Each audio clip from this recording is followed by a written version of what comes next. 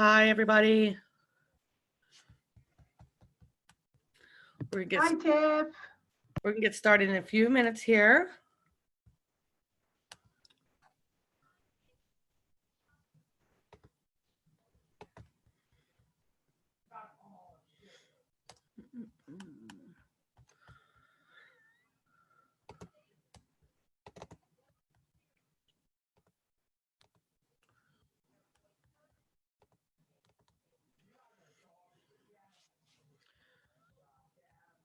All right, so I want to start off and just ask, whoever's on the line, I'd like to know, have you gone into DocuSign? What is your experience? Where are you? Have you set it up? Have you signed it up? Just so I have a general idea. If you don't want to talk, then you can go ahead and just put it in the chat box and I'll look and see where we are in there. That way I know what we're working with. Yeah, I'm Jayashree. I'm all set up with DocuSign. Okay, awesome. So everybody has their DocuSign set up in Command. I guess I could start there. And that means that you've gone into agent.kw.com and you've gone into your settings menu. And when you go into your settings menu, you're going to be able to tell whether you're connected to DocuSign. As you can see on the top up here where it says DocuSign, mine says connected, current status. If yours says anything besides what this says here, or if it says, I think it says verify or something else is what it will say if you're not connected. We definitely need to get another appointment set up so we can have you properly connected, or else you're going to have issues getting into DocuSign. Okay, so again, when we're doing everything, we always want you guys to remember that, you have to have a contact inside of Command in order for things to work properly. So the reason why I say that is before, when DocuSign started, it was not carrying over the information as far as your contacts, addresses, and different information. Well, Keller Williams, as promised, has fix that. So now when you have your contact inside of Command and you create an opportunity inside of the contact, the information that's inside of that opportunity is going to carry over into, DocuSign. So what you can see here is I went into a contact card inside of Command, and over on the right-hand side, it says timeline and then opportunities. When I click the opportunities one, you can see this client has a couple, transactions and that they already have available. So if you have a new client, you would just do create opportunity. It's going to bring you into the screen where you're going to set things up. Now, it gives you market centers, Princeton. If you're on a team, you'd be able to select it here. Is it a listing or a buyer? You'll want to put that information in because that's what's going to carry over. It gives you the client's name.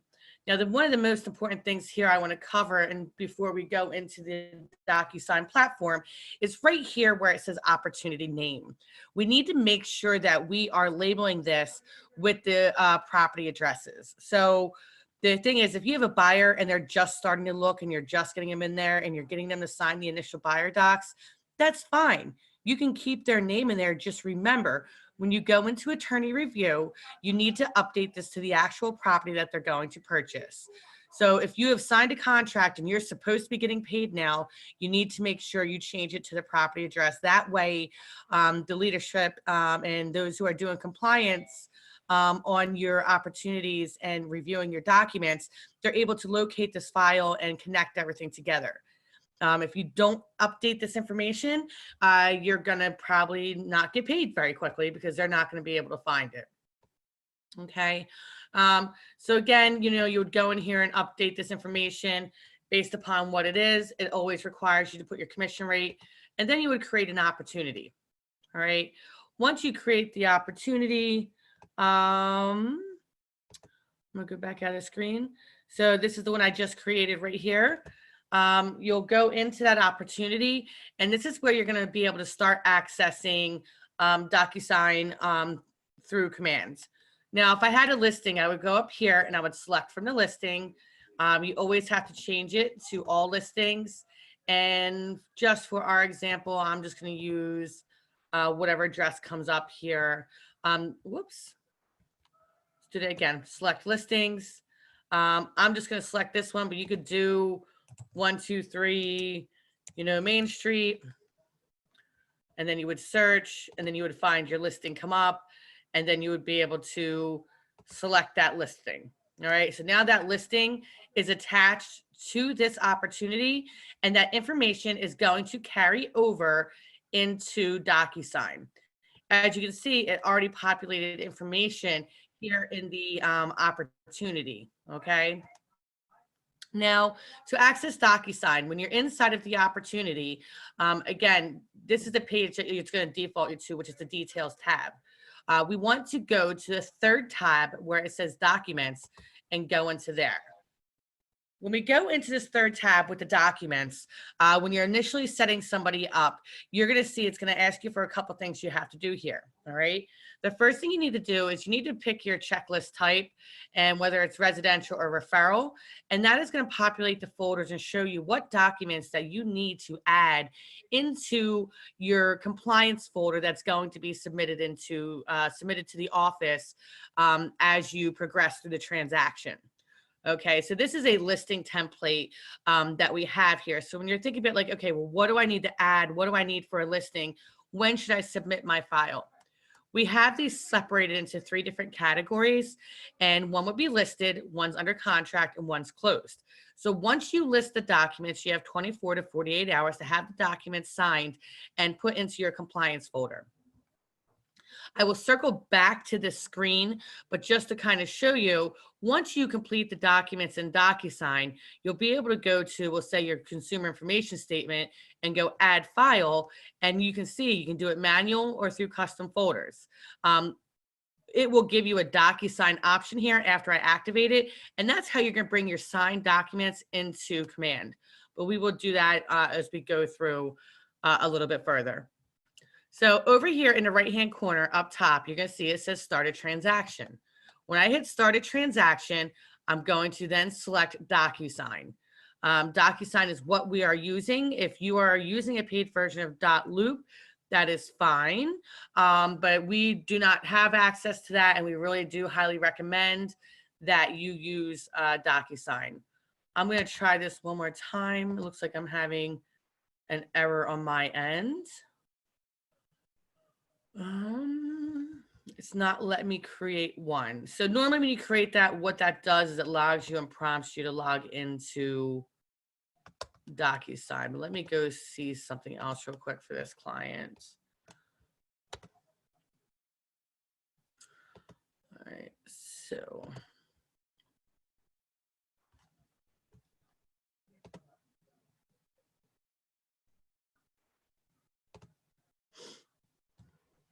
So again, I went into this opportunity, I go to documents, and then when you normally click to start that transaction, this is what you see. After that initial time, it's going to give you the ability to go to transaction, which will take you into DocuSign. Down here, like I told you before, if you hit add a file, you'll now see I can do a manual upload from my computer. I can upload from DocuSign, or I can do it from a custom folder, which is located inside of the file. I'm going to click go to transaction and see if that carries me over to DocuSign right now. And it looks like it is. So when you start the transaction, it would have done the same thing. It would have taken you to this screen. Then you would come in, you would log in with whatever your DocuSign login is. And it's going to take you into the file now that you're creating for that opportunity. So I want to pause there for a minute and to give you guys an opportunity to ask me questions about what I've covered so far. Does anybody have any questions there?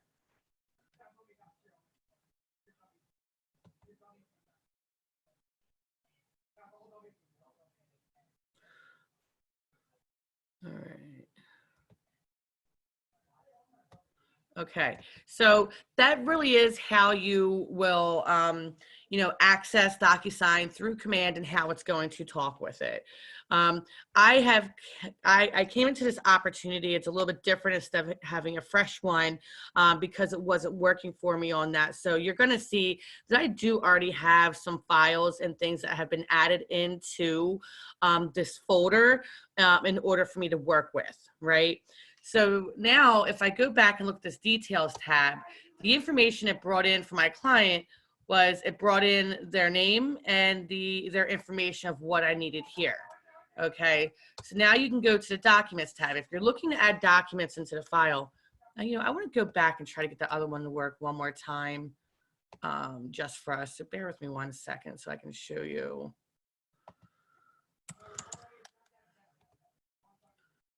Let's see if I can have it show you guys live. It makes it a little bit easier. So I went to the contact card, went back to opportunities, and this was the file that I created the opportunity for. I went to documents, and it did work apparently, and then you click go to transaction. It just wasn't working on my end for some reason. So this was the new one that I had created. And you can see when I come in here, I have no documents added. When I go to the details tab, you can see that it has her name there. It brought it in from the other account. When I go to documents, what I want to do now in order to add, if I need to have them sign like their listing package, we'll say, right? I can hit add. And I can either do wet signatures. If somebody had actually signed forms and you've downloaded them on your computer, you can add the forms here through the computer. So if I selected that option and it's saved on my computer, again, I'll select that and now the document's here, right? If I go to add, and what we're recommending that you guys do is use the DocuSign, you'll use DocuSign forms. That's going to bring this pop-up screen. It's going to bring you into the DocuForms library. You will want to leave the first option as is, and then go down to the second one where you're selecting from which library. Depending on what you belong to, you may see some different items here, but I know you'll definitely see the CJ MLS and the KW, maybe not definitely CJ. I think most people see the CJ. Some people see the KW 240, and everybody should see the NAJAR Association of Realtors. If you are a Pennsylvania agent and you are not a member of the Pennsylvania Association of Realtors, you will not see the PAR forms here, and I'll have to cover that in a little bit of a different class for you. So what I'm going to do here is I'm going to start with the KW 240 New Jersey. Now, this library is what contains a lot of our personalized forms that we have for Keller Williams Princeton. Right? So we have the COVID waiver here, which we got in there and got that updated. We have, a CIS, which we should have in there for any clients that we work with. If they're going to have a lockbox on a property, we're going to want to have that document. If the property is older than the 1978, then you need to have the lead-based paint disclosure. You can see we got our exclusive listing agreement, which will need to be brought in. And then, you have the wire fraud notice, if that's something you guys like to include, that you can add them in. Now, these are all forms that you're going to be adding in. So I selected the 5 of them, and now I hit add. You're going to see that the original editable copies that you can type in and fill in are now going to be added into your room documents folder. So the 2 things I want to point out to you is you see how it has that blue form there and how the PDF I loaded has the red there.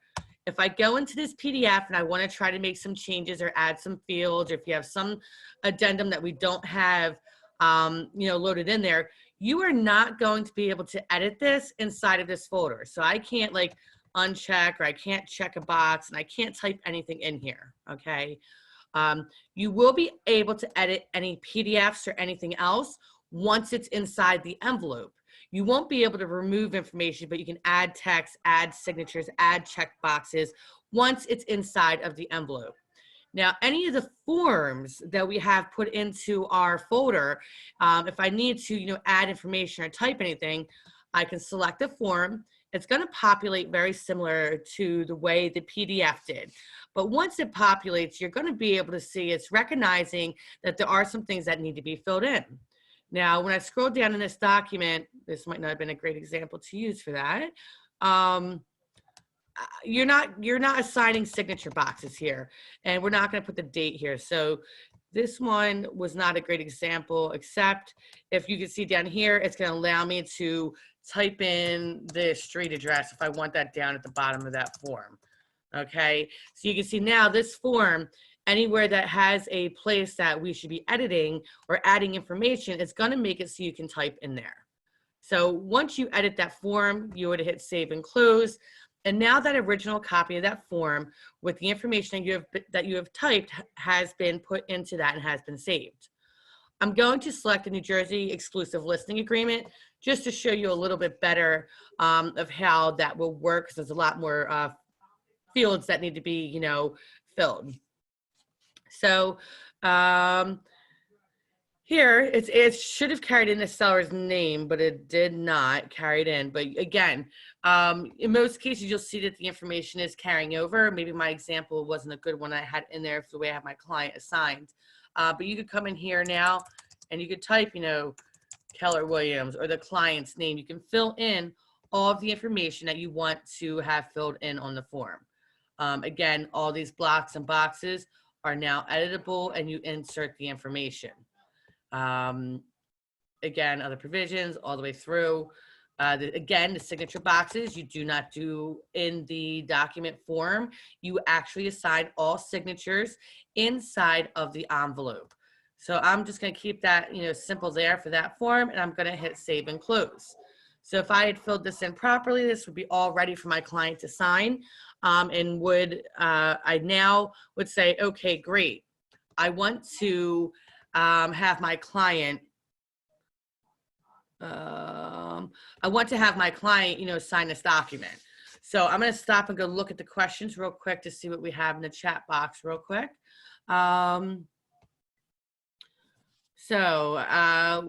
determines which documents that you see? You are a member of Flex, but I do not see those documents. I would say if you are a member of Flex, it should come up. If not, I can definitely go look in to seeing why that's not showing up for you. But if you're a member of that association or that MLS, it should come in, and we can try to get that fixed.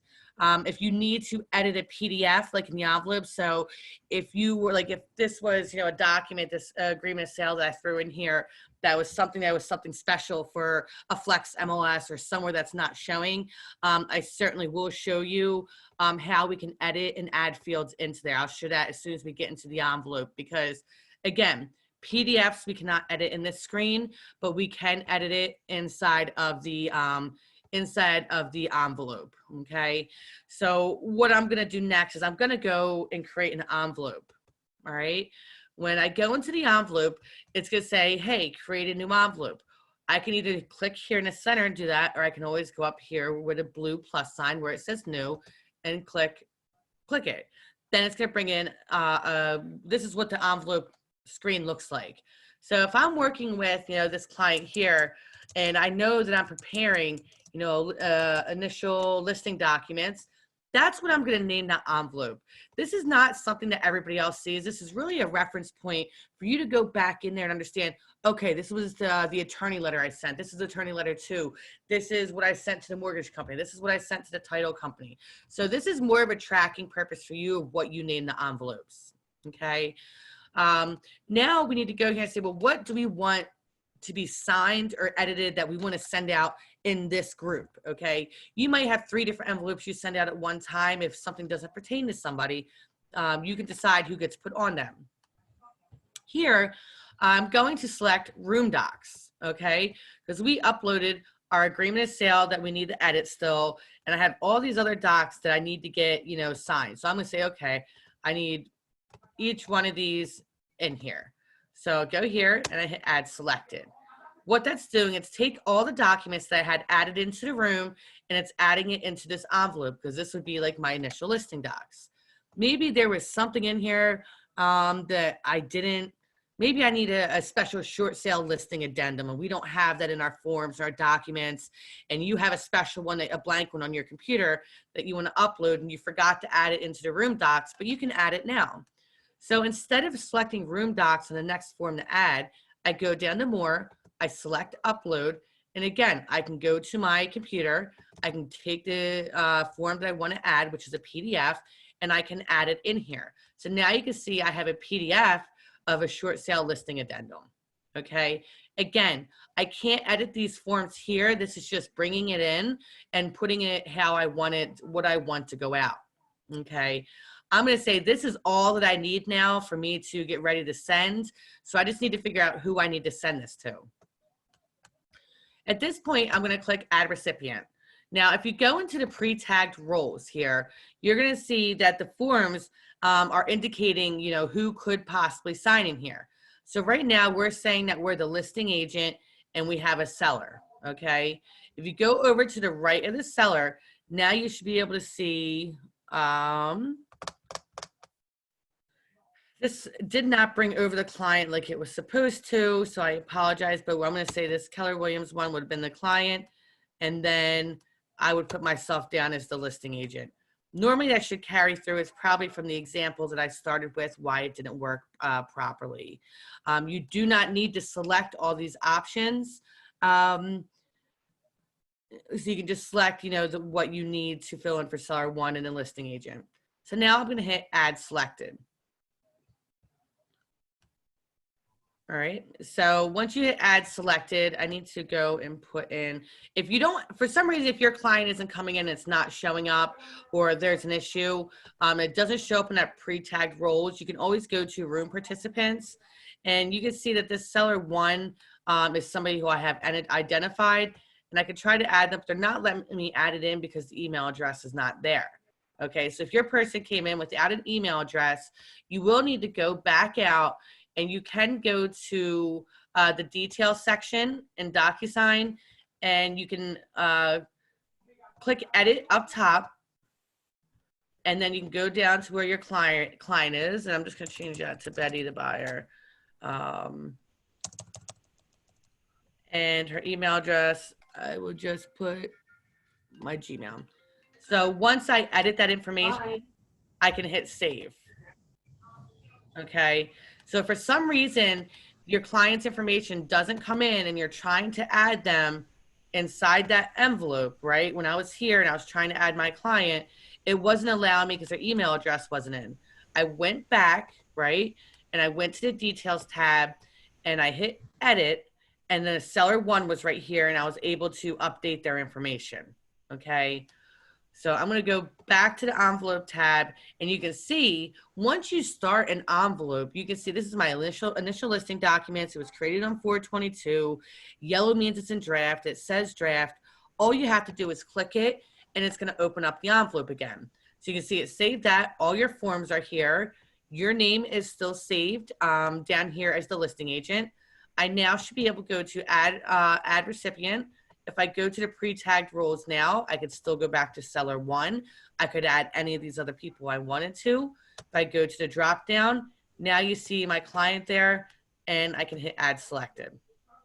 So now my seller one pops up. Any questions there? Are you guys okay so far? Right. Okay. So Yeah, the monthly HOA. Hold on.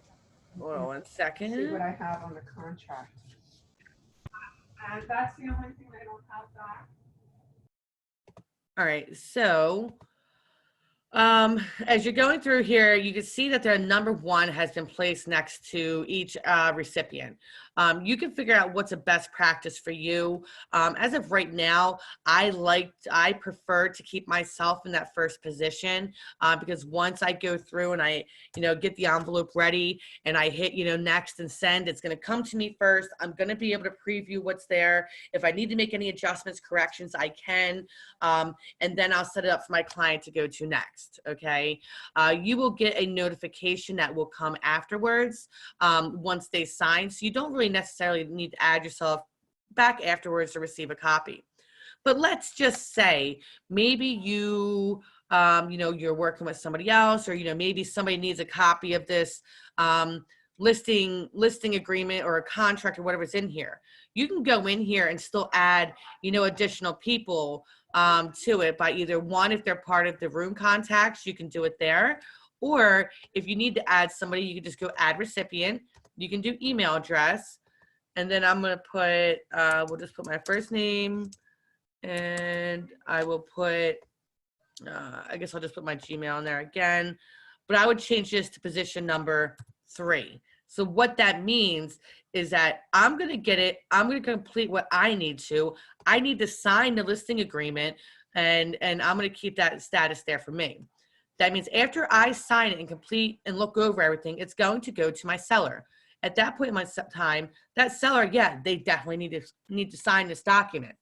Okay, well, Tiffany down here, she doesn't need to sign. Maybe if you're just sending over an offer to purchase, maybe they just need to view, and you want to know when they view it. Like that envelope won't be complete until they actually view the document.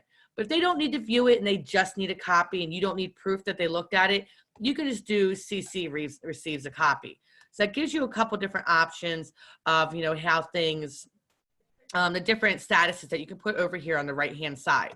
Okay, so just make sure you pay attention to the numbers over here. If you change something, and I change this to, if I change myself to a number 2, once you click off of it, it should automatically move you. So like if I go 1 here and I click off, you're going to see it moves it automatically. So sometimes I would go in there and I'd be changing numbers. I'd be like, oh, well, shoot, why does it keep messing up? It's because I wasn't paying attention to that it had already moved me. So just make sure you kind of have those numbers in. If it doesn't matter, you can have all 3 people receive it at one time. So maybe, you know, this is seller 1, this would be seller 2. You can have both of them receive it in the second position, and that's fine. Okay. So whatever, you know, your best steps are, I find my best practice is for me to see it first, and then I send it to the client. Down here is the message that's going to get, you know, sent out with the envelope. So the client will see this. And I usually put in here, you know, please DocuSign initial, you know, listing documents. And then sometimes, like, you know, depending on what it is, I'll just copy and paste that message down. Or if I need to put, you know, something in here for my client, I certainly can put that in there because that's what's going to go over.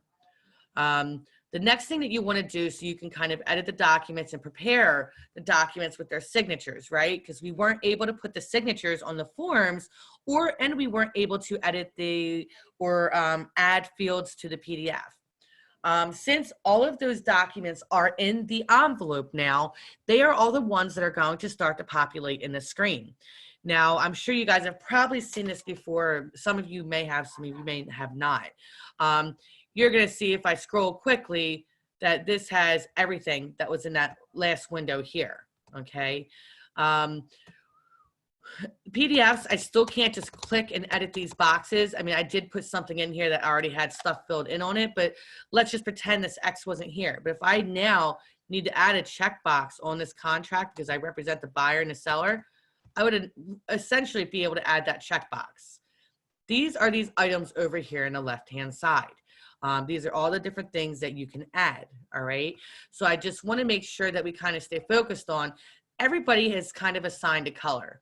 So when I scroll down, not so much on this one because this PDF is one that I added in, but if we start with one of the forms,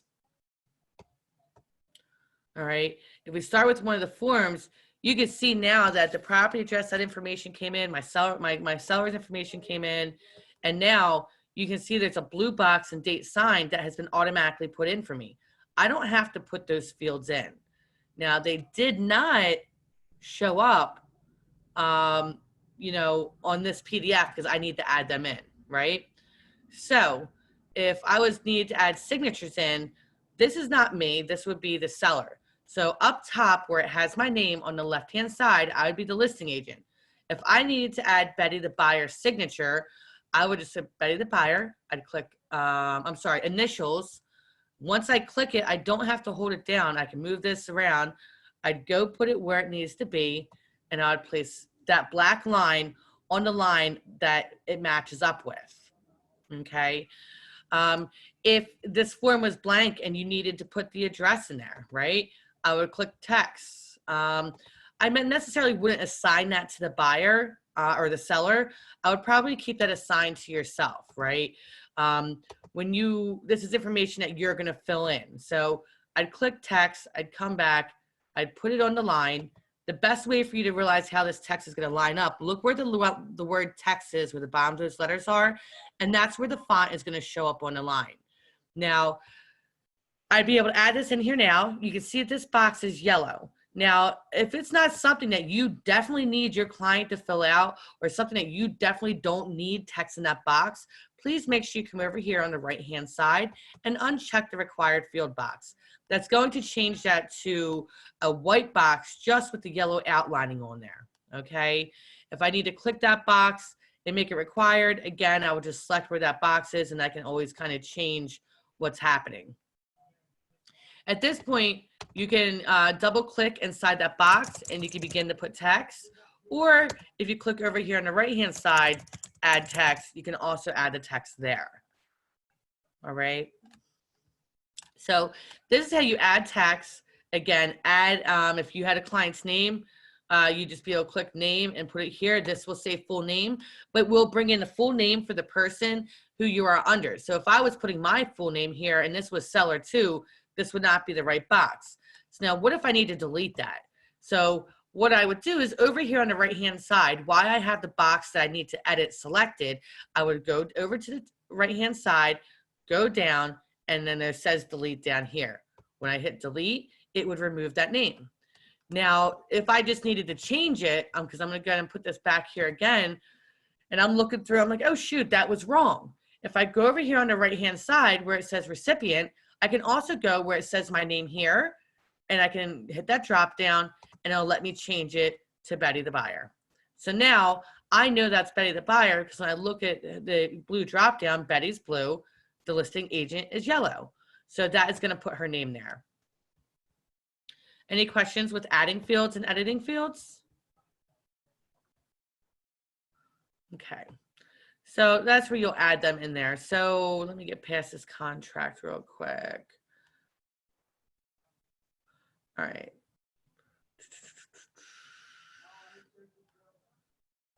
So this is one of the forms that we brought in here was the CIS. Now, again, like I said, you know, there wasn't much to add on to this form. So this one really is just going to require initials and signatures. So again, as I scroll down here, this is that, you know, the seller would need to sign here. So I would need to go to my name on the left-hand side, select this seller, click signature, bring the box over, line it up on the line. And you don't have to, you know, resize it, but that's just something I do. But you can line it up, put it where it goes, click date signed. Then I bring the date over here for when the client actually signs. And that's how you would add the signature and the date. The buyer would be the only one that would need to sign on this one. So you don't need to have them sign there. And you can keep going through. I mean, again, like I said, it pre-populates. You would need to add a checkbox here for what you're putting on their property. It's the same action. You click checkbox on the left-hand side. We're going to want our clients to sign it. So that's why we're going to sign it to the blue. You do have the option of going in here and checking that box, either by clicking in there or going over here on the right-hand side. And when you go to checkbox values, and expand that section, you can see I have an option to check or uncheck in here as well. You have the ability to add multiple checkboxes, but if you look underneath where that form is here in the middle of the page, it has that little blue plus sign. If you do that, you can see how it will create a series of checkboxes that are there. Now I can say, okay, well, I need these 2 checked, but not that one. Or maybe I just need that one checked. So whatever it is, you can kind of edit them as you're going through here, either by clicking in the box or coming over here with the checks value sign. If I added too many check boxes, I can hit delete and it'll delete whichever one that I had selected. So again, I'm clicking the middle checkbox that I put in, go here, and I hit delete. If I needed to assign this to somebody else, just as I showed you previously, I'd go up in the drop down. I can say, no, that's something I have to check or something that the seller has to check. If you need to add in text, again, is it text that you're putting in or is this text you're gonna make the client put in? If it's in blue, your client will have to, you know, fill this in. If you wanna make it not required, required is over on the right, but it will give them an opportunity for them to type in information of what they want for showing instructions, or you can pre-type it, and if they wanna make changes, they can. You can see, again, we didn't have to put those signatures in. So that's really how you really kind of how this is, is filled out and done. It really isn't much more to it. You can see, because this came over as a form and we loaded this one in, like we don't have to add these in, but we can type and add text in here. So if you forgot to fill this in the form section, it's not going to stop you from being able to select these options. You can still fill them in. Or like you see here, it's not letting me check this box up here in a form. I can still add that checkbox. Once you get all the forms fully completed and they're all ready for signatures and ready to go, the next thing you do, you would hit send. Once you hit send, like I said, if you put yourself first in the list, it's going to give you an opportunity for you to be able to kind of view what you've put in those documents and whether everything's okay. All right. So right now, that message pops up. It says sign now or sign later. I can never click it in time. So it always just brings me back in here. But you can see inside of our room in our envelope section, it's saying, hey, this requires your signature. This has not gone out to the client. It will not go out to the client until person 1 completes tasks and before it goes to person 2. And that's because of the way I set up that signing order. So now if I needed to sign this, and I wanted to review it, I would just click there and it says needs my signature. And now you can see when I come in here, it gives me the option to sign, correct, or more. Okay. If we look at the more options, I can resend the documents. I can view, I can copy it, I can void it, or I can, view envelope history. If for some reason this was a duplicate, go ahead, type duplicate and void the envelope out, okay? You can view the envelope history. It's going to show you who's looked at it, who's done what. If you need to correct something, you realize that something that you did in there was wrong, you would come back here, you would hit correct, okay? That's going to bring you into this screen. Now, you can't click on these documents to change those fields that you just added. Now, when we were in this screen previously, we had where it says send here, it gave us the option to go next so we could edit the documents that were in the envelope. What you have to do now, if you need to change something, is you would hit edit signing fields, okay? If you hit edit signing fields, that's going to allow you to go in here and make changes to any of the sections that have not been signed already. Okay, so that means if you go in here and you fill the things out that were assigned to you, and then you go through it and you send it, and your client comes back and says, oh, well, I need to change this. If it's something that you assign to them, you will be able to change it. If it's something that you assign to you, you're going to probably have to either redo it, or you're going to have to strike it out and have them initial it, or figure out how to make it, work there. So once, whatever the order is, if a person before them has completed it, you cannot make that change, okay? But if anybody hasn't edited or whatever that person was before them, if you're the first person, you can come in here and say, oh no, shoot, I am the seller's agent, not the buyer's agent, okay? Because this is assigned to me in a yellow form. Does that make sense? Aren't you working today? Yes. Okay, so that is how you will be able to do it. So you can add people here still, or maybe you realize that you had 2 people that were supposed to sign that weren't signed, that you need to add somebody or remove somebody. You would be able to do that here. So just remember, if you need to edit the documents that were in your envelope, you have to do edit signing fields when you get to this point, okay? I'm going to discard changes because there's nothing I did. And I'm going to go back to see the envelope where it's telling me that I need to sign. So again, it's still telling me that it needs my signature. When I look here, I can click the sign button, and then it's going to take me actually into the documents.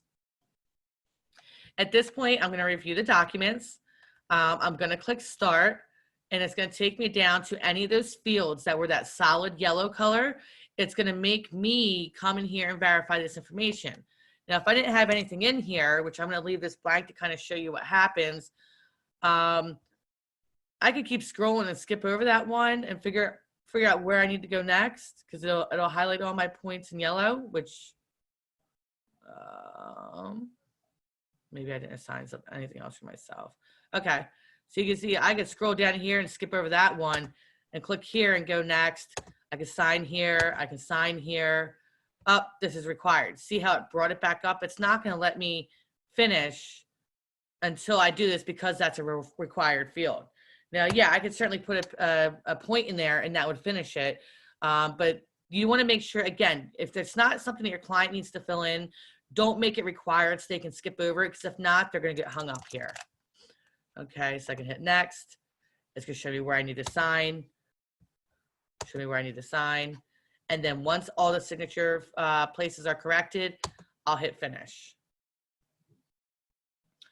So once you're finished with yours, you're going to see it's going to take you back out into the envelope area, and it's going to show you that it's waiting on others.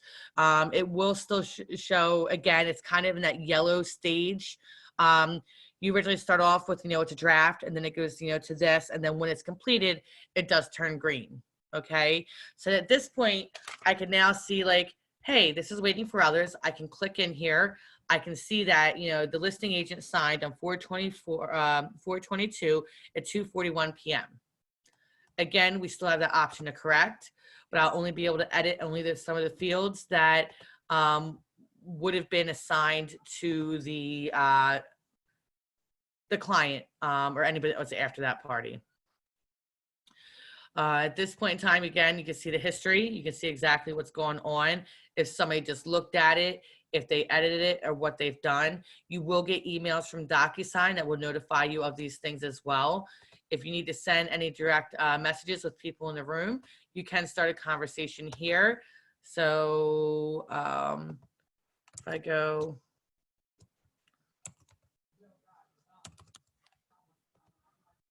leave that alone because it's not working. So just don't worry about that yet. They don't have that corrected yet. But that's really the gist of how you guys send and add documents. I just want to show you the forms that are available inside of DocuSign. So I showed you what was available underneath the KW240, right? So that has like all of our Keller Williams Princeton forms. You can see that I've already added these documents into this room, so it's not going to let me select them again. If your client does not sign the forms that are, these are the forms that are here. So you could essentially use these again and send them out to somebody else. Or if it was like a contract or an offer, you would use this again to kind of create the new one. Okay, so you would go in here. If this was an offer form, I'd type the new address, get it all ready. I'd go back into the envelope, and then I would say, offer for, I'd create a new offer and say new offer for 500 top court, right? So here I would go into the room docs because that's an original, form. I would select that one. I would add it in here, and I would, send this off to an offer to another agent, right? And that's where I said when you're adding recipients to here, if you're sending it to like an outside agent, you want to just, again, make sure what settings you're going to put it on. Needs to sign, needs to view, or just receive a copy. You're not going to add every listing agent for a buyer into these rooms. So you can identify them by doing an email address. And that would be, whoever the listing agent was, you can manually type it in and say they need to view my offer that I'm sending over. So again, that's kind of how you would work with that. The form that we want to get signed, it's okay. You already have one out in the other one. But if the client does not sign it, that signed form is not going to show up over here. So right now, these are just like the originals. Once this is completed and signed, you're going to see that you have an actual different version. Let me do an envelope like that, actually. Let me go back here.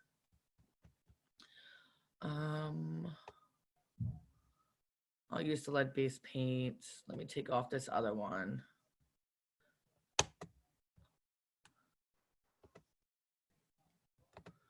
All right.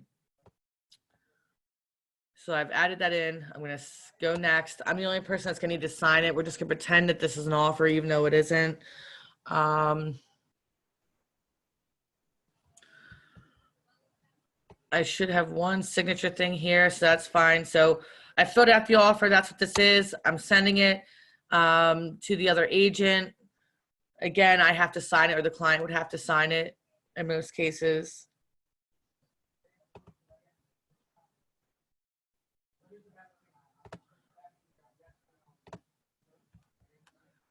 Showing you click sign, you go continue, you hit start. It'll take you for the first place you need to sign, and then you click finish. Now that this is a completed document and it's been signed by all parties, I'm going to show you how it's going to show up in the documents section of the folder, right? So now that that's a fully signed document, when I go, you can see that this one turned green for it's completed. Now that that's completed, that document did populate, and you can see it gave me a certification here, a certification for offer for 500 top court, right? This is the document. You see how it has the green check mark there? That means it's a signed official document. The forms are going to stay blank as originals that you could use over and over again. But if it's the signed and executed one, this is what it's going to look like. And you can see when I go in there and when it loads, I scroll down, my signature is down there at the bottom. So until the envelope's completed, the fully executed form will not show up in here.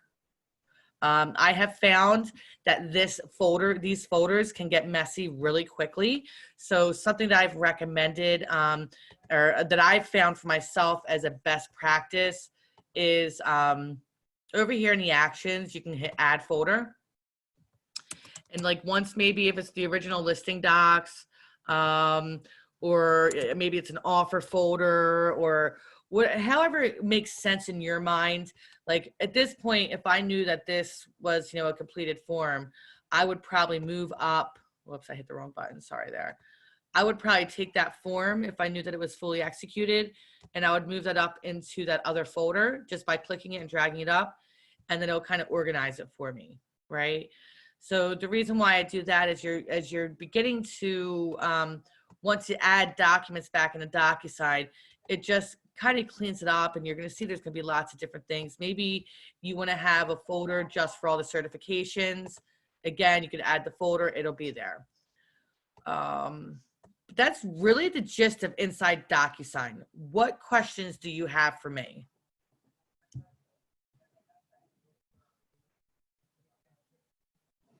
Okay, so when you're in here, if you for some reason like, okay, I have somebody who can't electronically sign, Tiffany, I need to have them, I need to be able to download these forms. When you right click on the forms, you can see that you can rename them. After you right click on them, you can rename them, you can edit them. If I brought in, like we'll use, for example, this contract, we'll say it's something else, some other type of document, I can split it up, right? So if your clients did wet signatures and you need to kind of like split that into, okay, here's the listing agreement, here's the lead-based paint, here's the seller's disclosure, here are each one of these things, you can split them in by right-clicking that document and splitting it up, okay? You can also, with the forms, if you right-click them, you can download. When you download them, it's going to give you a version of the form that you will be able to use and print, okay? The other options that it will allow you to do is you can email it, you can fax it, you can print it, or you can archive it. So if this gets a little messy and you want to, like, you have an old offer here, certainly archive it. It's not going to go away. It's not going to delete it. You can't completely, delete anything, but you can definitely unarchive it at any time. That way it's not messing up what you're seeing here. Any other questions there? You guys can drop them in the chat box. So just to connect it full circle for you guys, if we go back into Command, which would have been open in the window next to it, let's say I got my document signed and I need to add it. So now when I go here to add file, I'll click DocuSign. It's going to show me the root folder, and then I have that original document folder. See how that other folder I created shows up here? So again, you figure out what makes sense for you. I know that the signed document, and maybe you want to have a fully executed folder. When I look at this, this is that one that I signed here. I can tell because it says signed PDF. That would be the one that I would put in there. And that's how it saves it. So that's where you'd be able to find it. That would have been the original one. So I select that and I hit assign. And now you can look that it's now in here and ready for compliance. If I had all my documents in here and I was ready to submit it to the MCA, I would submit my just listed folder Within 24 to 48 hours after the property's been listed, so you don't get the late file fee, you're going to submit it to the market center. And you will do that just by clicking this button. All right. If you put the wrong file here, you just click the 3 dots and you hit remove. It's going to ask you if you want to remove it. And you can see it's not there. So going back to DocuSign, that's how you work the basic functions inside of a room. If you guys don't have any questions, I mean, you are muted. I can unmute you if you need. I can give you a little bit more of a tour of some of the additional features, but I'd rather cover the basics or recover something if there's something that you guys don't understand from what I've showed you so far.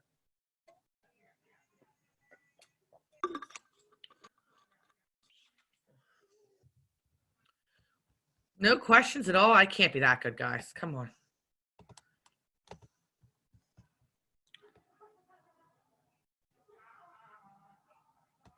Okay, so I'll wait for your questions to come through. You can unmute yourself. If not, put it in the chat box and then I'll look at your questions there. I'll just show you some additional features. So if you're inside DocuSign and you need to work on another transaction, you're just kind of in here getting stuff together, you can see we were in the Rooms tab up top. If you click the Dashboard tab that's directly next to it, it's going to show you kind of like all the activity that's been going on inside of the rooms that are there, right? So I can see all the rooms that I've recently viewed. I have my inbox here to give me any notifications that have come through. You generally don't need to check this. There's no reason for you to. Right here, this is giving me a fax number. So if somebody needs to send me an incoming fax, they will put those documents inside this inbox. So you don't need to necessarily use the office fax number. Everybody does have a DocuSign incoming fax number. And for those of you who may or may not know, in our intranet, you do have an outgoing fax that you can use. So you can fax, which we really don't do much, but some people do. Over here in my docs, so we're waiting for it to get there. You can set up some different folders that you have, that you have set up for yourself and be able to use them. Forms are available here that we have loaded for the office and different associations that you belong to. And the other thing you can look at is up in the right-hand corner where it has your name and your circle. If you select that option, you can see that you can switch over to e-signature, okay? You are in the room side of DocuSign. When you switch over to the e-signature side, that takes you back where you can kind of adjust adjust some of the back end systems, okay? So back here, if you want to change your signature, the home screen brings you here, but the next one you have is you can manage.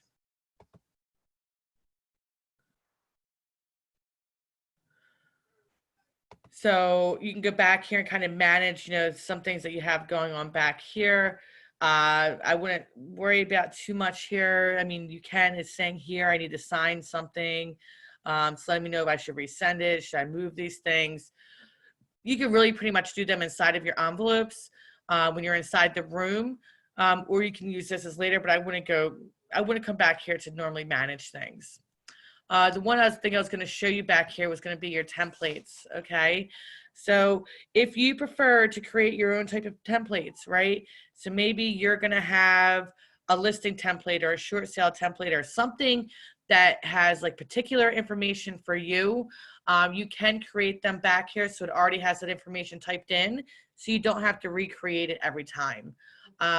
That would be a little bit different when you're going into the envelopes of how you would apply those forms, but you can create your own templates back here. I had a question come across asking about at what point should a signed referral document be submitted? I want you to think like, at any point in time that you have, if you have the opportunity to make money, right? And I know referrals don't always come through, but like, I guess you want to put that, if you have a referral agreement that gets signed, you should have an opportunity and you should have a signed referral agreement. You maybe won't have everything, but you should have that room and the opportunity created as soon as the other agent signs the referral agreement.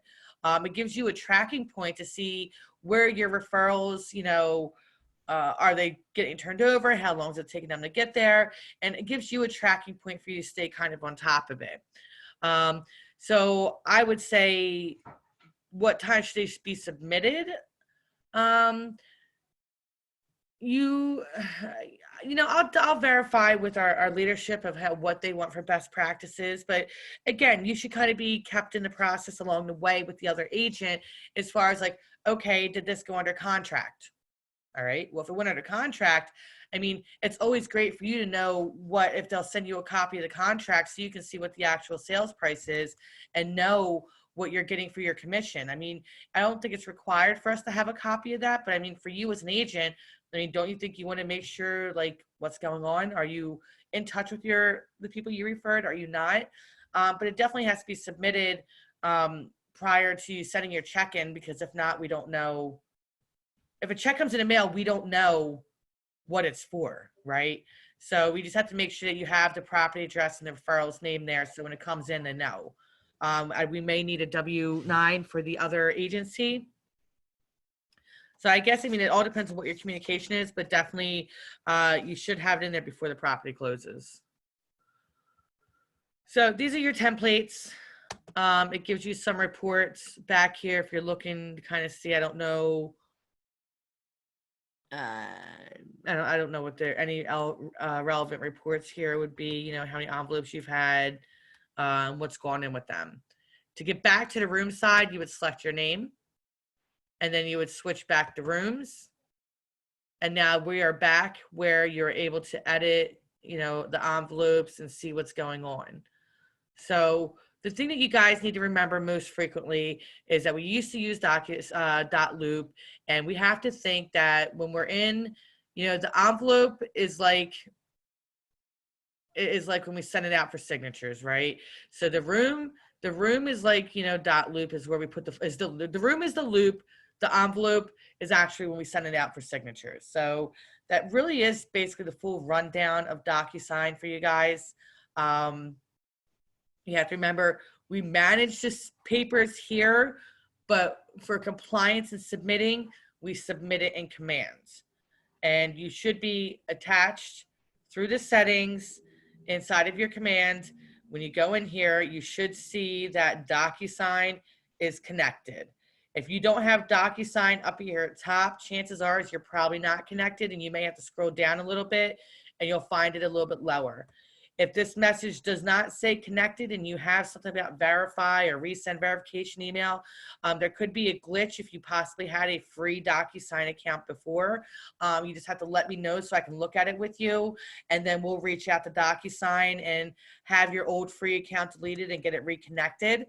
So that is working properly. But yeah, guys, I mean, that's really what I have for you for DocuSign today. I don't know if that answered all your questions or if anybody has anything else. I believe somebody asked, when will the recording be available? We should have it available pretty soon. Any other questions? Well, what I'll do is I'm going to unmute you all. I unmuted everybody, so that way if you have any questions, I can help you. Just unmute you. Are there any questions? Tiffany, it's Jackie. The recording that you're going to do, where will it be on the? Sure, we will post it. We'll post it probably on the Facebook page and a couple other places. Nicole's been doing that, so. Yeah, I'll be uploading it to YouTube, and I'll upload the link in the Facebook page. Okay. We're still figuring out the best place to house all the links, but that's where they're going for now. Okay. Anybody else have any other questions? Can I re-show you anything? All right. Yeah, I mean, that's, go ahead. Tiffany, question. When you were putting, the buyer and yourself to sign, did you actually label them 1 and 2? I sort of like kind of missed that. Okay, let me go back in. You said, give me the question one more time. Did you, when you were having, the signatures, you as the listing agent and your buyer, was just 2 people, were they labeled 1 and 2 at all? I generally do, yeah. So like if I was in here, and it's, I think I'm using a buyer file and a listing. It's probably why my stuff wasn't transferring over right. But so okay. if I'm inside the opportunity, right, and then I go to the documents tab, and I go to transaction, when I'm having them sign like the listing agreement, is that what we're talking about? Like a listing agreement? Yeah. Mhm. Okay. Yeah. So if I'm inside the envelope, let me create a new one and we'll just go run through it again. So maybe I just in here, I'm just going to say, listing agreement, right? Mhm. I add the room document. I think we have one here. So add the document. I'll select the listing agreement, add selected. Then I come down here, when I add the recipients, I go to pre-tagged roles and I would do seller 1 and listing agent. But I have to make sure I go over here on the right-hand side to select my client and to select myself, right? So if I only have 1 seller, that's who would go on there. So I always put myself, and this is just a practice that I do. You guys don't have to do it, but I always make the client in the second position because I just always like to double check and see what I have going on. I always go 1 and 2 like that. Okay. So again, if I just want to go to both of us at the same time, or if I want my client to sign first and I want to sign second, I mean, you can do that, but that's your choice on how you want to have it done. And I then mean, you essentially, if you didn't want to sign it until after your client, like I could put that as like 1 and have them both go out at the same time. And I can go back in here and say, okay, let me add another, not here, sorry. I could go back down here and say, okay, well, I just want to view it, or I want to just receive a copy when it gets sent to my client and make sure it gets sent to them. And then when I go down here, I go to room participants. I can select myself again and hit add selected and put myself in the second position. And then I could sign after they were done. Does that make sense? yeah, that's well, it'll take me a while to digest that. But yeah, it's just like it's like one more step. And I'm just trying to follow from A to Z. That's what's, I always had trouble with DocuSign. So because I thought that years ago, I thought that when you created the documents, you as the agent could sign them. So I have to like take it all apart here. Yeah. And it really is just best practice. Like you don't have to have that extra step in there. It's all depends on like, some people like to know that it got sent to them and when it got sent to them, right? It all depends on how much how you like your system to run. So like if you want to say, I just want my client to sign first, and when they're done signing, it'll come back to me and then I'll sign it. You could just set it up the same way here. Give them 1 position and give you 2 position. No, that's good. And I like the fact that you said this way you can review it before you sign it in case they didn't do something correctly. Yeah. Yeah. But that's why I always put myself first. And it depends. Like the form that I have the biggest trouble in, and this is just kind of like, maybe. Sorry, I just realized that you do it the reverse. You send it to yourself first and review it. Yeah. Yeah, but it worked. That's the same thing, though. I mean, when you think of it in this sense, like if you send it out to them and sign it, and they fill it out and they come back, and I think the best example of where I see the biggest problem with what you're referring to here, like exactly how like I get to review it before it's finalized, would be like the seller's disclosure, right? So I send it out to them through here, and I see like several times that it comes back and they don't click anything and they don't fill anything out, and I'm like, okay, now we got to resend this. So I like having that one come back here, but then once you do that, you can go Hello? back and, Yes. So, so that would be that option there. So I want to go in here and I want to look and just show you guys. Yeah. Let's go in here and look at the room docs. I want to see, actually, Okay. let me go back to the documents tab. Okay. I'm going to go back into our documents tab because I want to show you the I self. have diabetes. Let me see. I'm just going to mute everybody again. And then if you need to unmute yourself, you can unmute yourself. I went back to document tabs. I do want to show you the seller's disclosure. So again, if I go to add and do DocuSign forms, when I go into the library, I believe the seller's disclosure is underneath in a jar. And then I can go here and I can type seller's disclosure. You'll see that they do have that one here and you can add it in. I'm going to go over to the envelope with that form. So obviously we're not going to type in and add the information in here because that's something that our client would fill out. Did it come through? I don't see it. Oh, there it is. Okay. When I go into the envelope, I'll create a new one for that one. You'll do room documents. You're going to select the seller's disclosure. Add selected. And then I'm just going to add pre-tag roles. Add embedded buyer. Then I would add the listing agent, you know, as maybe a secondary or first or however you want to do it. Add selected. I always send the seller's disclosure separate now because it just takes so much for them to fill it out. You're better off having them do this alone from the other listing documents. When you go into next, I just want to show you how it shows the form in here.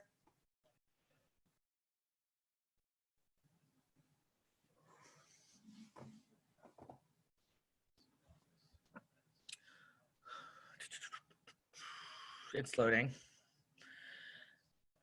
So you can see it pre-populated that information. And all these are assigned to the blue. So they're not assigned to you. So, and it's not mandatory for them to fill in any of these boxes, but they go in here and usually when they see this, they don't fill in a lot of this. So I would just, like I said, send this separately. That way if it's an issue or, you know, you get the rest of the documents, they can always go back and then fill this one later. But the seller's disclosure is here available in the forms and they are already set up for you guys for them to check no, yes, or whatever the case may be for the client. So just know that that's in there and that's one that I would do a little bit differently. And I'll mute you guys again just so I can answer questions. So does anybody else have any other questions? I should think so. Does anybody else have any questions? Hey Tiffany, it's Renzo. I have a question. Hi, Renzo. I was wondering, does it come with our signature? Do we have to create a signature? Or does it come with a default signature? You have any? You can select your signature when you're setting it up. It should have brought you when you originally were setting up your e-signature. It should have given you an option to select it. So again, when you come into DocuSign here, you can always go and switch back to your signature. And that's going to take you into the back end. And when you go into the back end, over here on the right-hand side, you can see where it says My DocuSign ID. It shows my signature here. I can just click Edit. And I can edit my signature. It will be over here on the left-hand side. The second one is signatures. I can go over here and say Edit. And I want it to look like one of these ones, or I can even draw it with my finger on some of the options. Oh, I can draw it. I can draw it here and draw my initials. Or I can use, like, if you have an iPad or a touch screen, you can do it there as well. Or if I have one I want to upload, I can upload it too. So it's whatever you want to choose, you can select them. It's very easy to select. And when I hit create, There it is. Boom. And I can have multiple, but I don't really need multiple. I only need one. So that's how you would assign that. Okay, got it. Thank you. And then for the client as well, I mean, that would basically be a defaulted signature that they. Yeah, the client, when you send it to them, it'll ask them to adopt a signature. Okay. Yeah, All right. Thank you. you're welcome. Any other questions, guys? It's your time.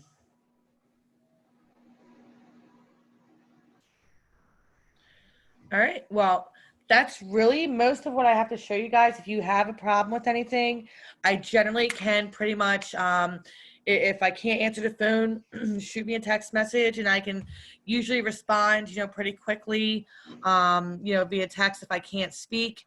And if not, I'll give you a call back as soon as I can. I can pretty much walk or talk you through anything now, just as I could in that loop before.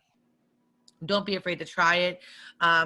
Get in there and, if you have to, use your personal email address, create, again, like I tell everybody, pretend you're selling your house, be the client, be the agent, use your personal email address and use your email address that you got assigned to DocuSign and have it set up so you can see what the client experience is going to be, what your experience is going to be, what problems are you going to come across. Go through there, act like you're selling it and create addendums and do these things so you can get your problems now and not when maybe, for some reason, maybe somebody won't be available for like an hour for you, but you really need to get it done right away, right? So being prepared is just the best way for you guys to adapt to DocuSign, and it'll get easier if you still feel confused by it. All right, well, you got my number if you need me. You guys know how to reach me. I will stay on here for a few minutes, for about 8 minutes. And if I don't have anybody, come to with any questions by then, just end the meeting on you, okay? All right, guys, I'm here. Thank you, Tiffany. Thank you, Tiffany. Thanks, guys. Thank you.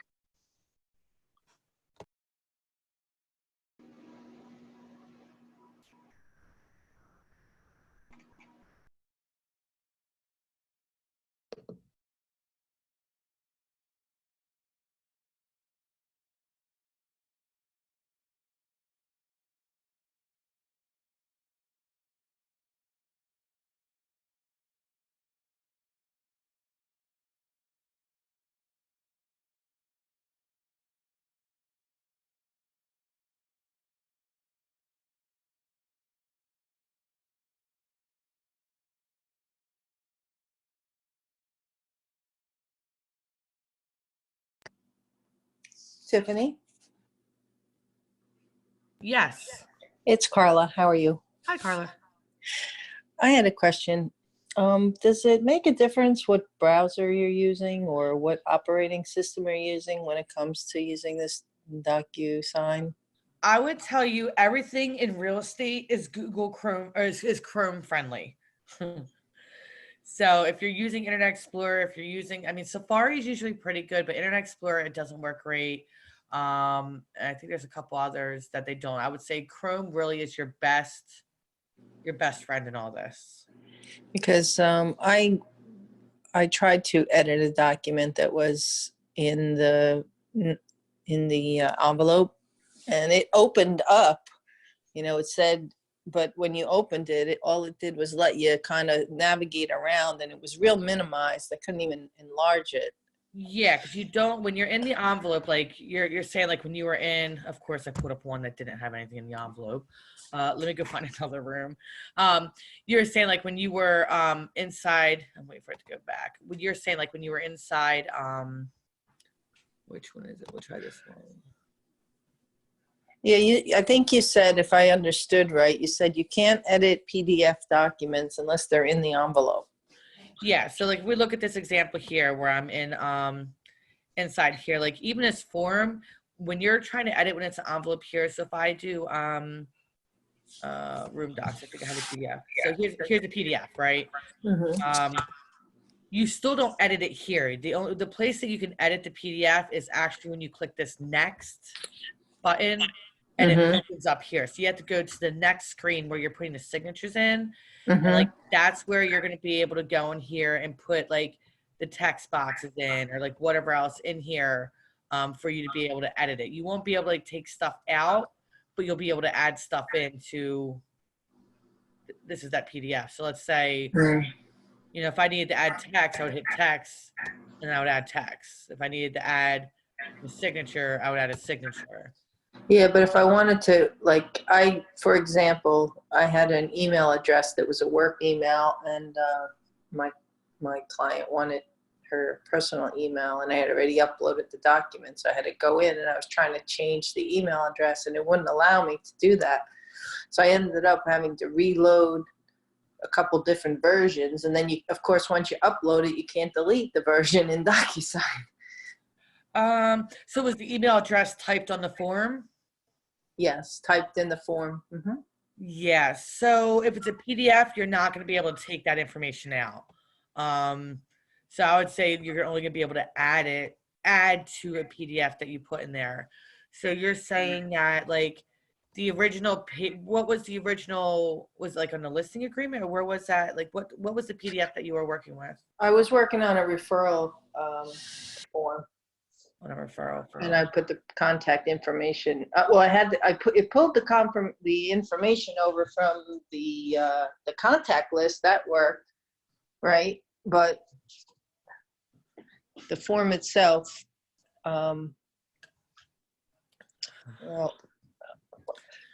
I know. I wish they gave us like a whiteout option or allowed us to cover it up or something. You can't edit. It just doesn't edit. I mean. Yeah, you won't be able to change any text that's typed onto the PDF. You can only add to it. So, yeah, you can't do that. And I couldn't use the form because there wasn't a form inside the DocuSign for that. So we should get. You mean like a referral form? Yeah. Oh, that's not where I wanted to go. All right. So if I need to get a referral form added in, I'll make sure we get a referral form. So I think you're right. I know you're right, we'll say. Because they would be underneath of our forms here. I'll get a referral form that we can use and get it loaded in, get it submitted to add the documents in. That way it kind of shows up as a form in the library. But if not, like I guess you're just gonna, if you have a blank one, do we have, we had a blank Well, one. I mean, I found one and that's what I used, but then of course I couldn't edit it because it wasn't part of the form, you know? Yeah, well, if it's blank and there's nothing written on it, then you can add the right email address in there. No, but I put in an email address and then I saved it, and it was, I talked to the client and they said, oh, let's use my other email address. I had already uploaded it. So I had to reload another form with the correct. So then I ended up with 2 or 3 of the forms inside The DocuRoom. the documents, and I couldn't remove any of them because it doesn't allow you to remove forms once they're in there. But you can archive them. So remember, like whenever you have the documents in here, if you right click it down there at the bottom, it says archive. That'll make it go away. So at least you don't see it, right? And then all you're going to see is your active documents. So like that'll make the go away. Okay. I didn't know that. I missed that part. Yeah, so at least you can make it high, because like I was telling everybody, it gets really messy in here real quick because they always keep the original forms, and then you get the signed form, and like then you get these certifications. So if you have like one document, like you end up getting like 3 things in there. I'm like, yeah, I got to clean that up. I'm like, I can't handle it. But if you right click on any of them, down at the bottom it says archive, and that's where you can, you know, make it go away. Now, if for some reason you need to access something that you archived, right about as soon as it reloads, right here it says active documents. You can do all documents or archive documents. So that's how you bring it back up if you need to see it. Okay. I'll get that form in there. That way you guys can change it, because like that would be like one of the things like in the forms, which is a benefit, is that like if you complete it in the form and there's something messed up, at least you can just go back to the form and make the change and resend it to your client.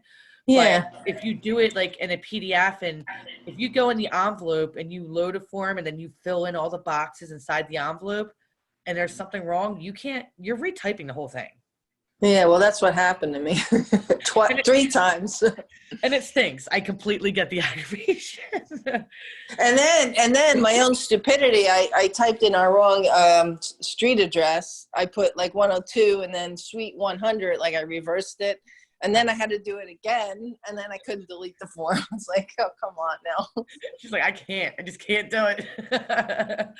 Yeah. That's what I get for trying to do things at 1 in the morning, you know? that could help too. But a lot of things get done at 1 in the morning, I must say. So yeah, I mean, I'll get that form in there. If you're bringing it in already with that information typed in, it's not going to let us change it, but it should let you change it here and then bring it back into a new envelope. Like if you have the form, if you put the blank PDF inside here, like that has nothing filled into it, and then you go to the envelope, and if it's wrong, you're going to have to retype it. But if we get it to the form, at least you'll be able to edit it back here. So I'll get that form uploaded soon. Well, thank you so much for your help today. Oh, I hope it helps a little bit. Yeah, every little bit helps. And then you're going to look also into the flex thing to see where that is. Why? Yeah, I got to figure out why some of them aren't feeding through. Because I I'm will find getting, that was another thing. I just got a new listing, and I had to do it all manually. Yeah, 'cause, like I have like my Bright in here, but I know a lot of people don't have Bright. And like I have Mama's Ocean that's showing up on here, but I don't know. You know, I don't even know what now you got me curious. What the heck do I have in there? Gotta go look. Because Mama's Ocean and more is Flex. Yeah, it's flex. So that I know because I had to sign up for that recently. Yeah, if you're signed up, it should be showing up here because it links up to your NERDS number. If not, that might just be. So this is you're in DocuSign, or where are you? I'm in DocuSign. I'm inside the inside one of the rooms. So I should sign into DocuSign, right? Yeah. See where. All right. See what I see now.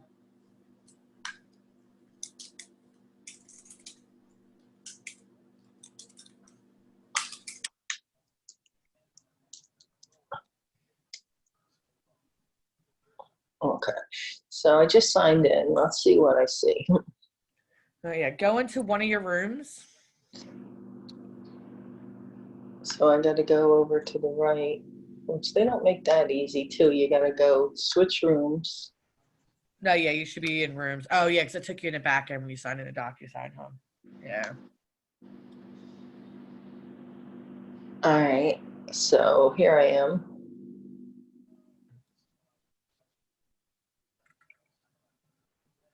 All right, once you're in one of the rooms, go to the Documents tab. All right, so. Okay, so I'm in here on, well, actually, this is the envelope. That's not what we want. Yeah, just go to the Document tab.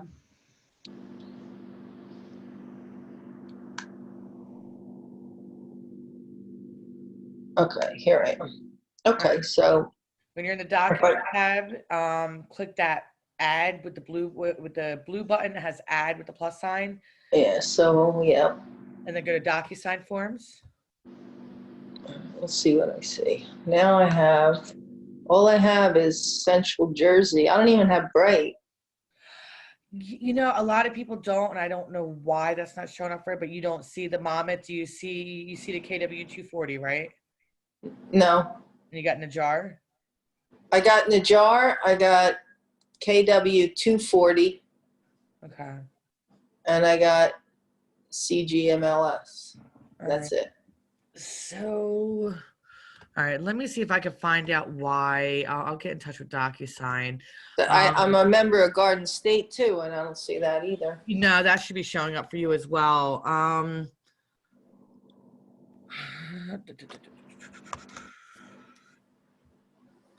And I'm getting ready to do a listing, so if I want to do documents, I want to be able to, obviously have that. All right. Yeah, give me like an hour. Give me till tomorrow morning, like around 10, and let Alright. me see if I can figure out why that's doing it. But you said you're missing Garden State, Monmouth Ocean, and Bright, right?